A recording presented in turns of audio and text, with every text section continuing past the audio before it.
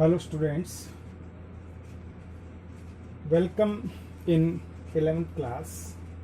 The first chapter of 11th class is very short chapter, living words.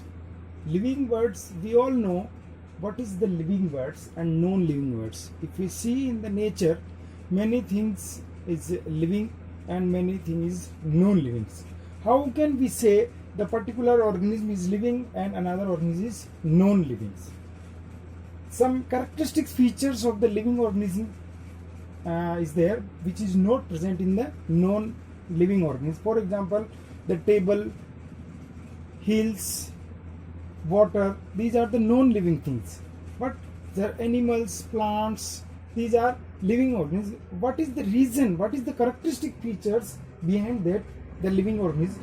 We see the different characteristic feature is there of living organisms. First is the growth. Growth is there.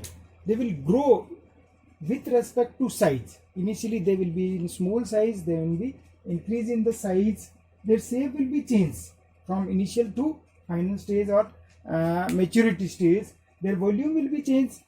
छोटा हो सकता है, धीरे धीरे बड़े हो सकते हैं, मास भी इससे हो सकता है. तो ग्रोथ किसी भी रेस्पेक्ट में हो सकती है, साइज में हो सकती है, शेप में हो सकती है, वॉल्यूम में हो सकती है. ग्रोथ यूनिसेल्यूलर ऑर्गेनिज्म में भी होती है, मल्टी सेल्यूलर ऑर्गेनिज्म में भी ग्रोथ होती है. यूनिसेल्यूलर की ग्रोथ को अपन माइक्रोस्कोप के नीचे देख सकते हैं, मल्टी सेल्यूलर की ग्रोथ अपने को वैसे ही दिखती है. रिप्रोडक्शन जो होती है वो the production of new young ones. Last year अपन ने पढ़ा था 10th क्लास में रिप्रोडक्शन क्या होता है. तो लिविंग ऑर्गेनिज्म अपने जैसे ही नए ऑर्गेनिज्म क्रिएट कर सकते हैं. डिफरेंट मोड ऑफ रिप्रोडक्शन अपन ने अभी यहाँ बात करेंगे, परंतु अपने तरह के नए ऑर्गेनिज्म प्रोड्यूस कर सकते हैं.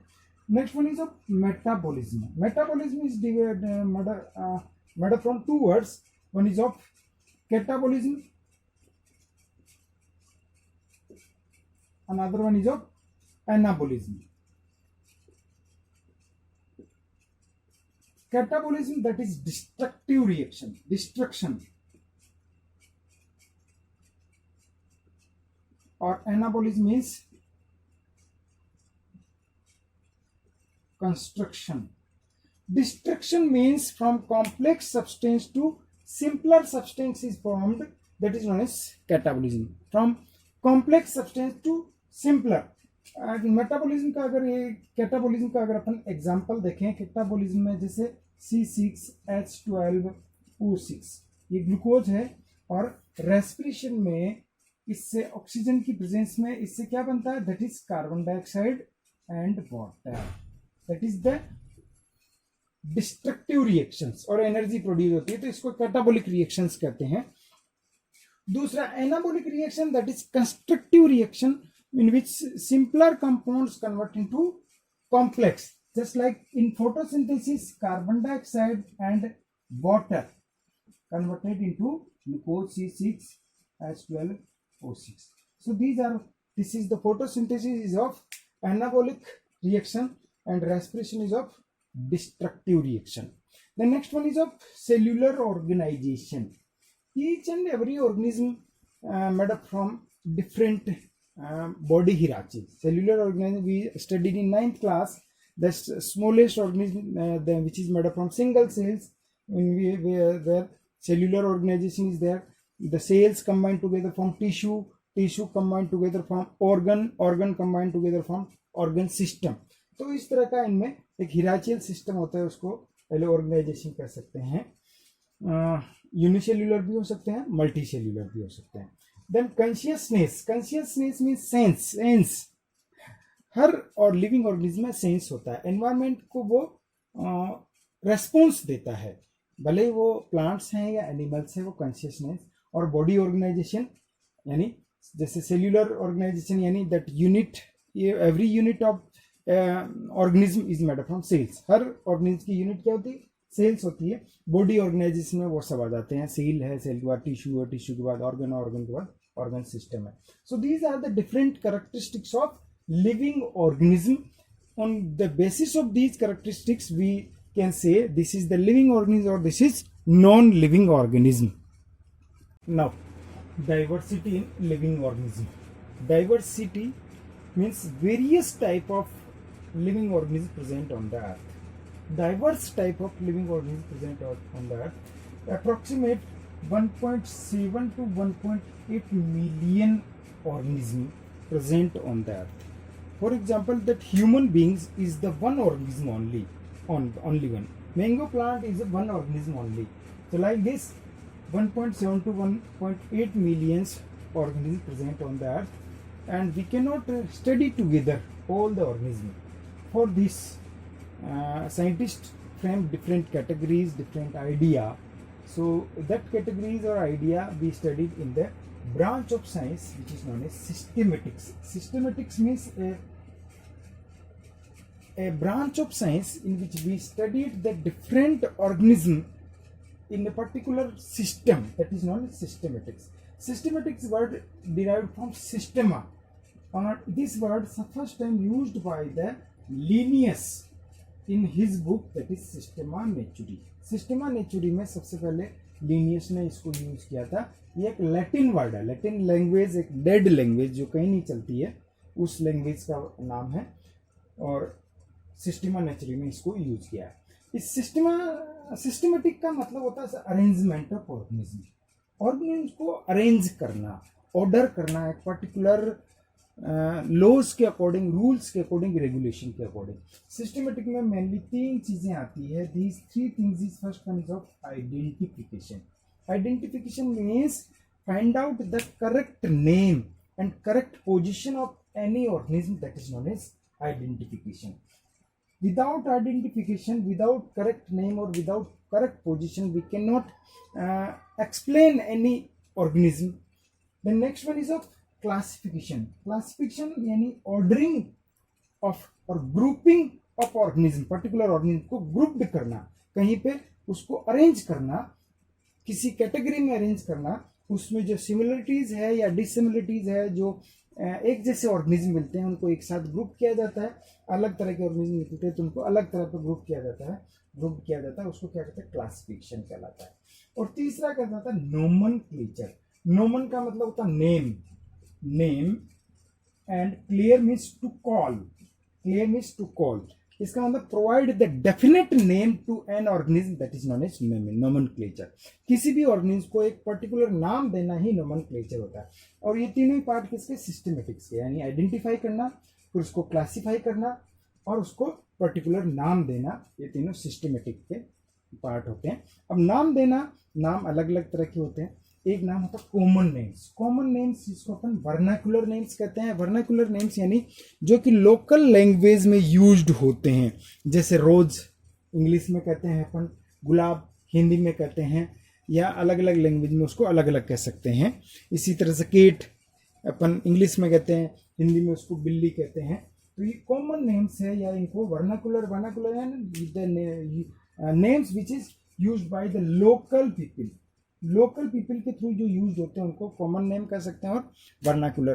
तो ये हमें आसानी से याद हो जाते हैं, इजी गोइंग में हम एक दूसरे को ट्रांसफर कर सकते हैं. परंतु इनमें बहुत सारी मिस्टेक्स होती है, बहुत सारे वीक पॉइंट है. परंतु जैसे बिल्ली को आप यहाँ से आउट ऑफ इंडिया जाके बिल्ली को कोई नहीं जानता कौन सी बिल्ली. प्याज को यहाँ से बाहर जाएंगे कोई नहीं जानता. तो उसके लिए साइंटिस्ट ने एक दूसरी नोमेनक्लेचर दिया जिसको कहते हैं scientific names.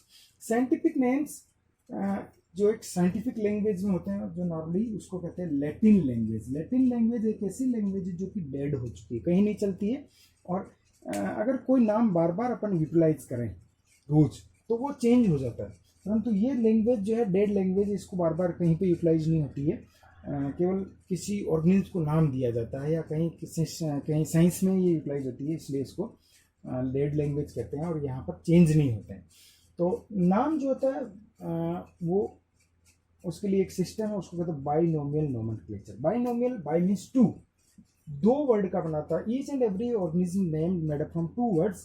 First word is generic and second is of specific. यानी ऑर्गेनिज्म का जो नेम है वो 2 वर्ड से नाम बना है. फर्स्ट वर्ड है जेनेरिक नेम, जीनस, और दूसरा नाम है स्पेसिफिक, यानी स्पीशीज का नेम होता है. अब ये नाम कौन देता है, कैसे देता है, इसके लिए रूल्स क्या है, रेगुलेशन क्या है. ये नाम देने के रूल्स और रेगुलेशन डिफरेंट संस्थाएं हैं, डिफरेंट सोसाइटी है जिसको कहते हैं IUCBN, international union code of botanical nomenclature. IUCBN मतलब यहाँ पे हो गया international code of botanical nomenclature. Botanical nomenclature यानी जितने भी बॉटनी यानी प्लांट है उनके नाम, ये एक संस्था है वही संस्था दे सकती है। इसी तरह से IUCZN, that is international code of zoological nomenclature, यानी जो भी नाम है वो सारे के सारे जूलॉजिकल नोमेनक्लेचर कौन दे सकता है? ICZN। बॉटनी की दे सकता है ICBN, international code of botanical nomenclature, international code of zoological nomenclature, और international code of bacterial nomenclature for bacteria, international code of virological nomenclature for virus. ये चार संस्थाएं हैं, इन्होंने कुछ रूल्स और रेगुलेशन बनाने रखे हैं, उन्हीं के अकॉर्डिंग अलग अलग संस्थाएं नाम दे सकती है। That is international code of virological nomenclature, international code of bacterial nomenclature, international code of zoological nomenclature, international code of botanical nomenclature. उन्हीं के अकॉर्डिंग किसी भी ऑर्गेनिज्म को नाम दिया जाता है। और नाम किस तरह से बना होता है? बाइनोमियल नोमेनक्लेचर, यानी फर्स्ट वर्ड जेनेरिक होता है और सेकंड स्पेसिफिक होता है। अब इनको नाम देने के लिए भी बहुत सारे रूल्स रेगुलेशन है। जैसे फर्स्ट वर्ड जो होता है जीनस होता है, और वो हमेशा फॉर एग्जांपल ह्यूमन बींग्स यानी होमो सेपियंस। फर्स्ट वर्ड जो होता है हमेशा कैपिटल होता है, होमो सेपियंस जीनस का, और स्पीसीज का जो वर्ड होता है हमेशा स्मॉल होता है। ठीक है। नाम जो जीनस है, कभी भी दो जीनस सेम नहीं हो सकते। होमो हमेशा ह्यूमन बीइंग के लिए होगा, दूसरे एनिमल के लिए ये रूल्स यानी ये होमो जीनस नहीं लिया जाता है। तीसरा कैरेक्टर, स्पीसीज सेम हो सकती है परंतु जीनस सेम नहीं हो सकता। जैसे अपन बात करें मैंगो का नाम होता है, मैंगो की क्या होता है? मेजिफेरा इंडिका, मेजिफेरा इंडिका। इसी तरह से रोज का नाम होता है रोजा इंडिका, यानी यहां पर जीनस अलग अलग है, स्पीसीज सेम हो सकती है, स्पीसीज लोकेलिटी के अकॉर्डिंग ना रखी जाती है तो उसका सेम हो सकती है। नेक्स्ट है, अगर ये प्रिंटेड है तो इनको तिरछे इटलिक लिखा जाना चाहिए। अगर ये हैंड रिटन है तो इनको अंडरलाइन किया जाता है, हमेशा हैंड रिटन को अंडरलाइन किया जाता है। और प्रिंटेड है तो इनको तिरछा लिखा जाता है, कभी भी इनको सीधा नहीं लिखा जाता है। ये रूल्स रेगुलेशन है। और ये नेम जो है हर लैंग्वेज में यही रहेंगे, कहीं भी चले जाओ साइंटिफिक नेम्स या बाइनोमियल नोमेनक्लेचर की जो नेम हो सेम रहेंगे। ह्यूमन बीइंग को all over world homo sapiens कहते हैं, मैंगो को all over the world mangifera indica कहते हैं, रोज को all over the world rosa indica कहते हैं, और कोई दूसरा नाम नहीं है। इसलिए कंफ्यूजन नहीं होता है कि कोई दूसरा नाम तो नहीं है। तो these are the some rules which is followed by the different scientists by the writing or by the naming the organism.